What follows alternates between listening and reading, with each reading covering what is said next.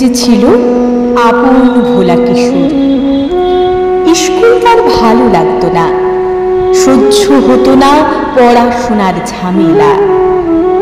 আমাদের চলতি লেখাপড়া সে শিখল না কোনো কালে, অথচ সে ছাড়িয়ে গেল সারা দেশের সবটুকু পাণ্ডিত্যকে। কেমন করে সে প্রশ্ন আমাকে করো না। বড় মানুষের মধ্যে গরিবের মতো মানুষ, তাই বড় হয়ে সে বড় মানুষ না হয়ে মানুষ হিসেবে হলো অনেক বড়। কেমন করে সে প্রশ্ন আমাকে করো না। গান সাধার বাঁধা আইন সে মানেনি, অথচ স্বর্গের বাগান থেকে সে চুরি করে আনলো তোমার আমার গান।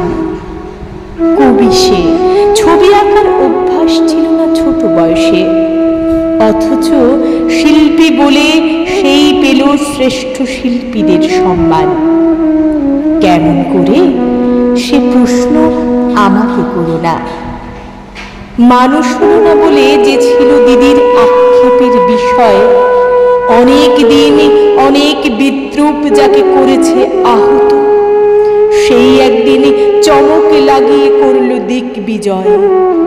কেউ তাকে বলল বিশ্বকবি, কেউ বা কবিগুরু।